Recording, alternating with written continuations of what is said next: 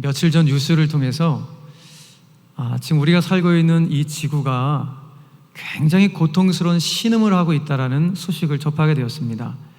내용인즉슨 지금 저 러시아의 그 모스크바 그 땅이 지구의 온난화가 이게 가속화됨으로 말미암아 지난주 온도가 31.8도까지 올라가고 러시아에서 한 4,800km 떨어진 지구상에서 가장 추운 도시로 알려진 베르호얀스키 그 도시의 지난주 온도가 38도까지 올라갔다라는 뉴스가 보도가 되었습니다.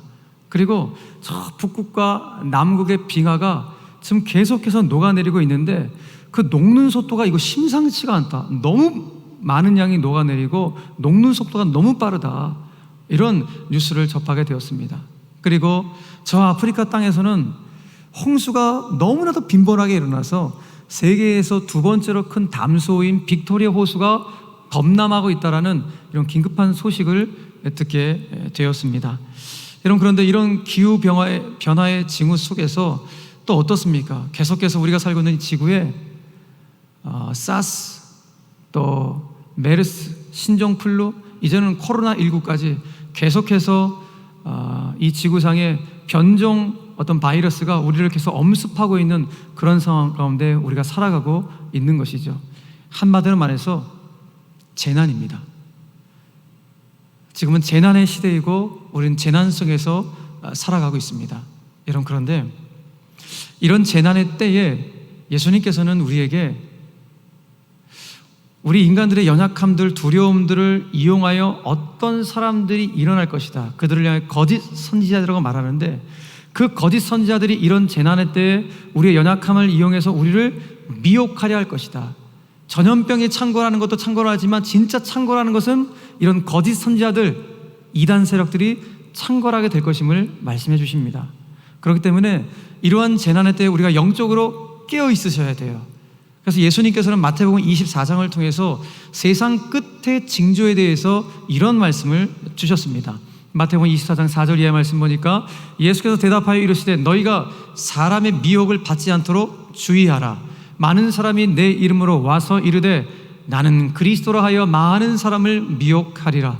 난리와 난리 소문을 듣겠으나 너희는 삼가 두려워하지 말라. 이런 일이 있어야 하되 아직 끝은 아니니라.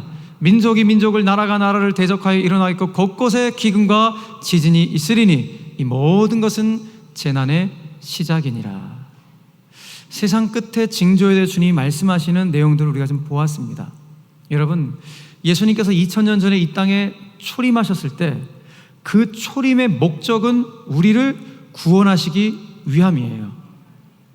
주님이 언젠가 다시 이제 이 땅에 재림하실 날이 있을 텐데 그 재림의 목적은 구원이 아니라 심판이에요.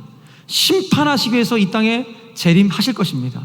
그런데 이 지구상에 어느 누구도 예수님께서 언제 재림하실지 아는 사람은 한 명도 없습니다. 만약에 안다고 얘기하면 거짓 선지자예요.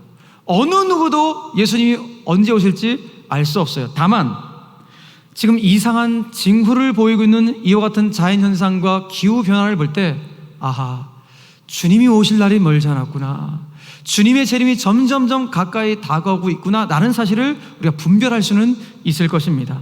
그렇기 때문에 이러한 때, 이러한 말세의 때에 우리의 신자들이 끝까지 붙잡아야 될 신앙의 근간이 무엇인지를 아는 것은 너무나도 중요합니다. 예수님께서는 그 말세의 징후, 그 세상 끝의 징조에 대해서 말씀하신 이후에 그 밑에 이 말씀을 덧붙였어요. 24장 13절 말씀 보니까 그러나 끝까지 견디는 자는 구원을 얻으리라. 할렐루야. 끝까지 견디는 자는 구원을 얻는데, 여러분, 저와 여러분들이 견디기 위해서는 반드시 붙잡고 있어야 될 것이 있어요.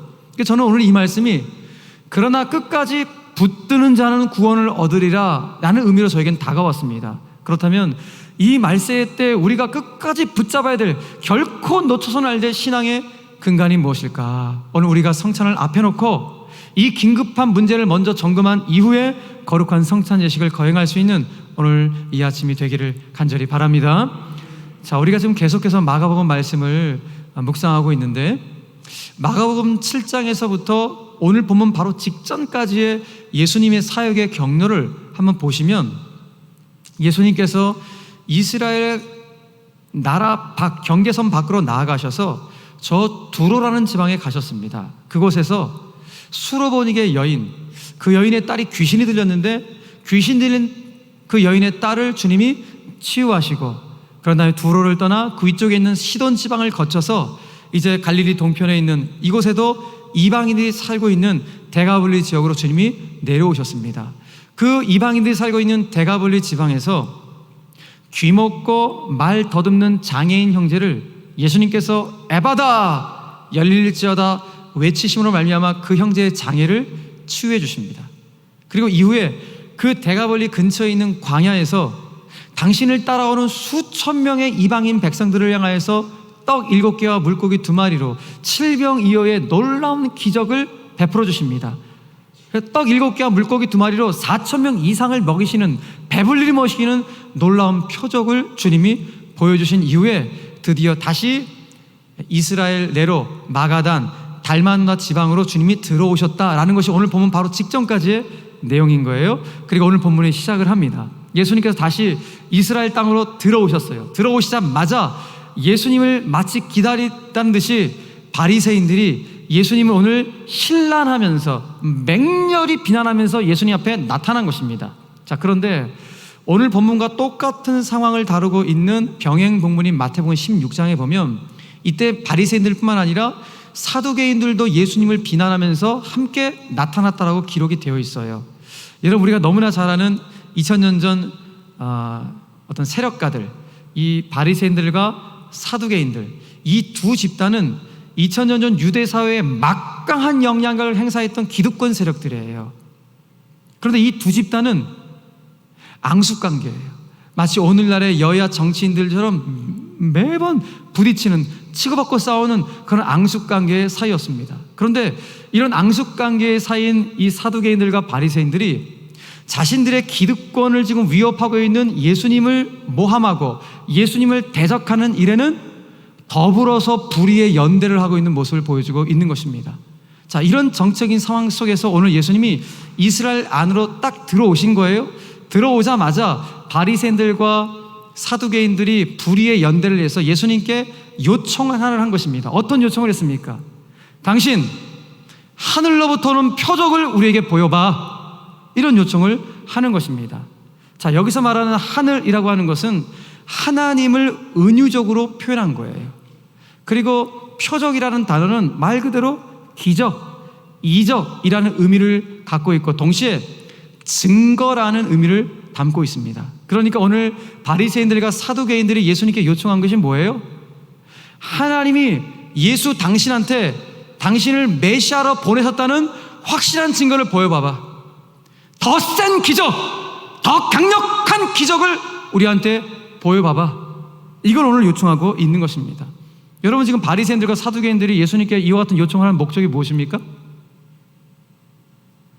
자신들이 예수님을 메시아로 믿고 메시아로 받아들이기 위함이 아니라 자기들의 요청에 예수님이 어떠한 대답을 하든지 간에 그 대답을 꼬투리로 삼아서 트집을 잡아서 예수님을 부정하기 위함, 바로 이 목적을 가지고 예수님께 질문을 하고 있었던 것입니다. 근데 예수님은 다 알고 계시죠.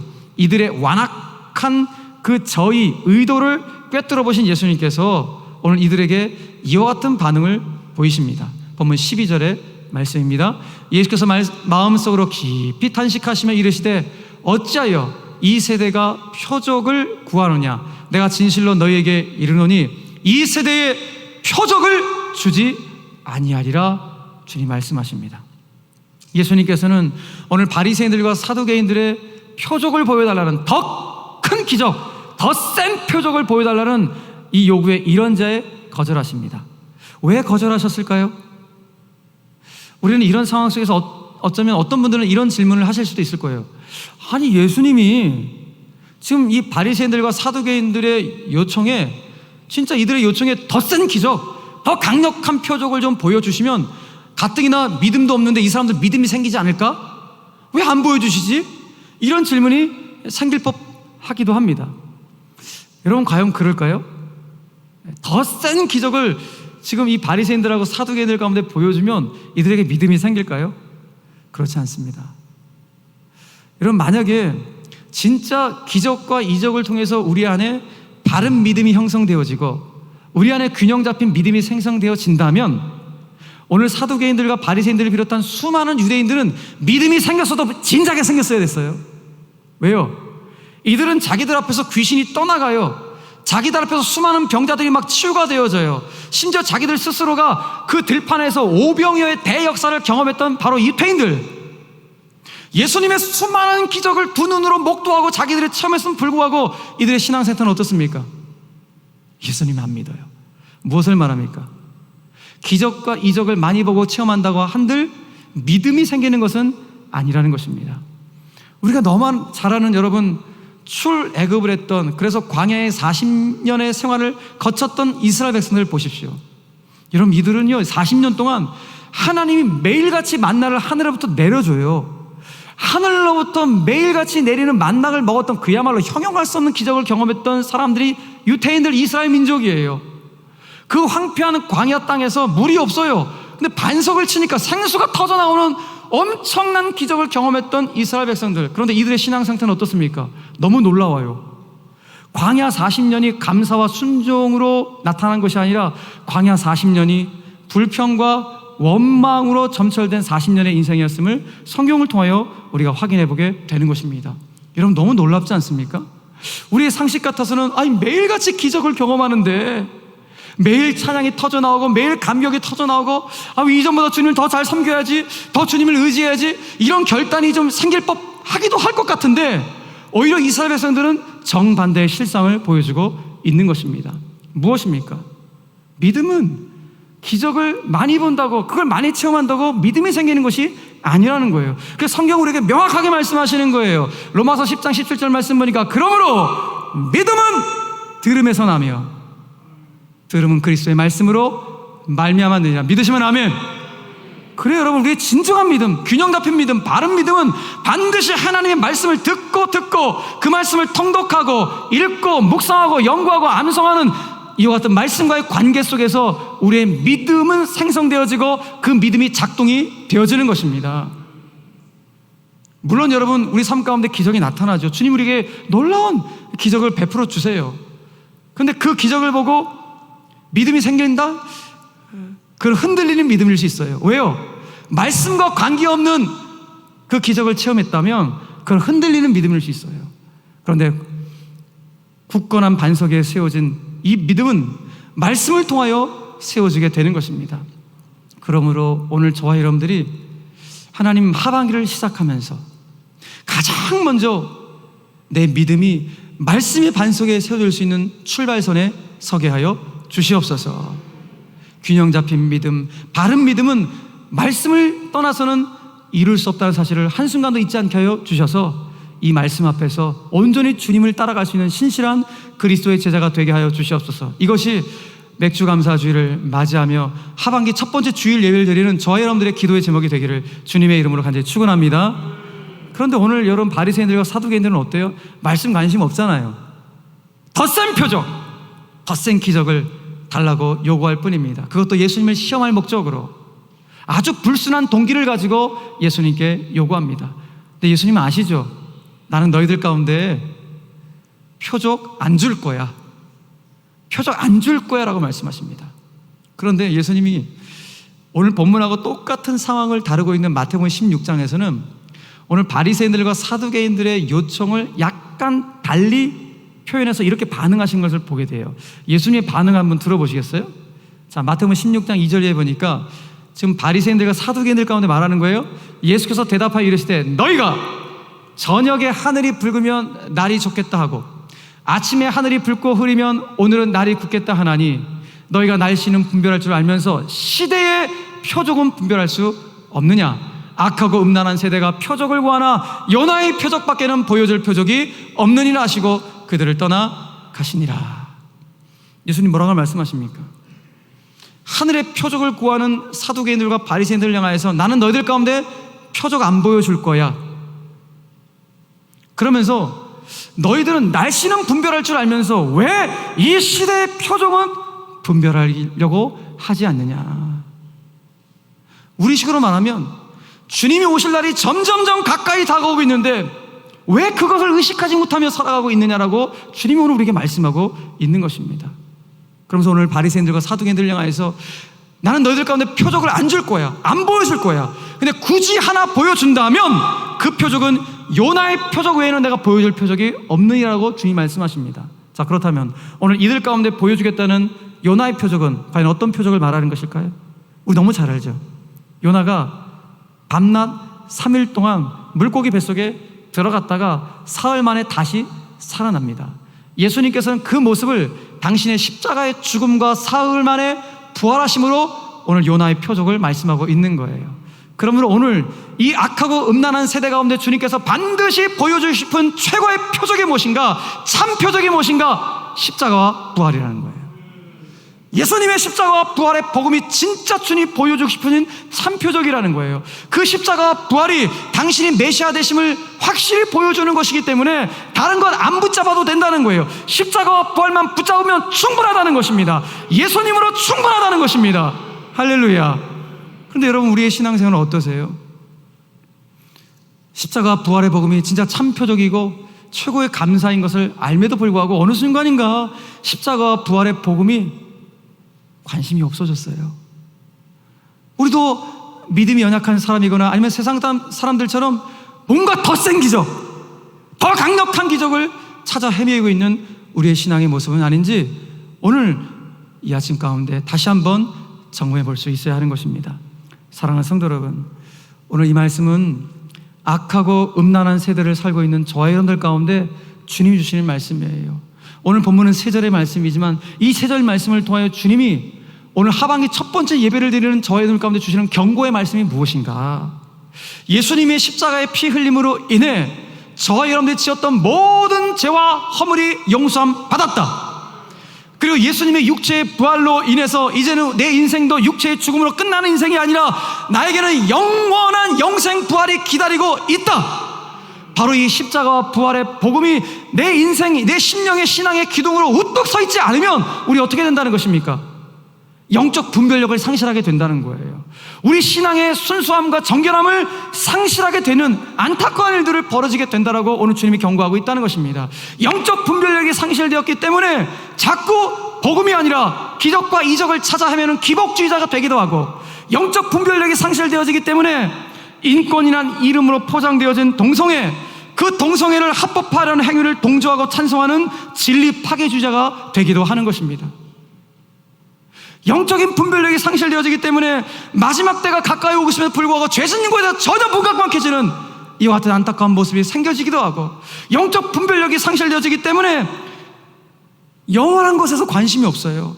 당장 내 눈앞에 있는 이 현실에 급급하다 보니까 나에게 펼쳐질 그 영원한 세계, 영원한 시간에 대해서 전혀 관심이 없는 그야말로 근시안적인 삶을 살아가고 있음을 예수님께서 오늘 이 말씀을 통하여 우리에게 도전해주고 계신 것입니다. 그런데 오늘 예수님의 시각으로 봤을 때 바리새인들과 사두개인들의 모습이 이와 똑같다는 것입니다. 사랑하는 성도 여러분, 지금 우리가 살고 있는 이 시대, 이 재난의 때는요, 정말로 영적인 분별력이 절실한 때입니다.